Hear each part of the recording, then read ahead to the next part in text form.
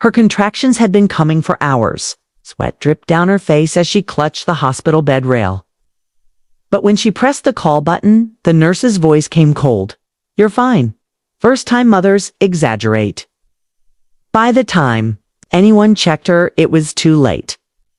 This is the story of how one woman's cries for help were ignored, and the shocking truth the doctors tried to hide. Pregnant Black woman begged for help. Hours later, the truth was unforgivable comment. Your city, if you're watching? Keisha Johnson was 27, full of hope, and just weeks from welcoming her first child. She had done everything right. Prenatal vitamins, regular checkups, a detailed birth plan. Her husband, Marcus, had saved for months so she could deliver in one of the best hospitals in their city. But the moment they walked into the maternity ward, Keisha noticed the subtle difference in how the staff looked at her. The smiles felt forced, the responses curt. She brushed it off, focusing on the baby's arrival. When her water broke late one evening, they rushed to the hospital. Keisha's contractions were strong, but the admitting nurse barely glanced at her chart. "It'll be hours," she said flatly, before walking away. Something in her gut told her this wasn't just indifference, it was something much colder. Hours passed. Keisha's contractions grew sharper, each one tearing through her body. She pressed the call button repeatedly, begging for pain relief, for a doctor, for anyone to check the baby's heart rate. A different nurse finally appeared, sighing as she glanced at the monitor. "You're not dilated enough. You'll be fine." She left without touching Keisha's belly or checking vitals.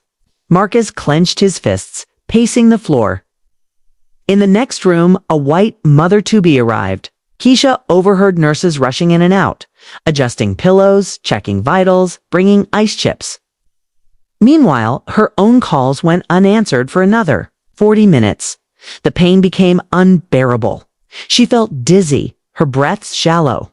Marcus ran to the nurse's station, demanding help, but was met with icy stares and a warning to calm down or be escorted out. Finally, a doctor arrived, flipping through her chart. His voice was casual, almost bored. "It's probably just anxiety." Keisha wanted to scream, but she didn't have the strength. A sudden searing pain shot through her body. Keisha gasped, unable to move. The fetal monitor blared, the baby's heart rate plummeting. Only then did the staff spring into action. A team rushed in, wheeling her toward the operating room. The fluorescent lights blurred overhead as she fought to stay conscious. She heard snippets, placental abruption, mass of blood, loss, before everything went dark. When she woke up, her baby girl was in the NICU, hooked to tubes and wires. The doctor mumbled something about unforeseen complications. But Keisha knew the truth. Her cries for help had been ignored. Until it was almost too late. Keisha's daughter survived, but she would always carry the scar of that night. Not just the one across her abdomen, but the invisible one. The knowledge that, to some, her pain mattered less because of her skin color. Later, she learned that Black women in America are 3 times more likely to die from pregnancy-related causes, often due to bias, not biology.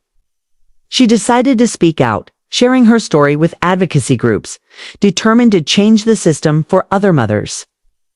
Because no parents should have to wonder if the color of their skin will decide whether they live or die in childbirth.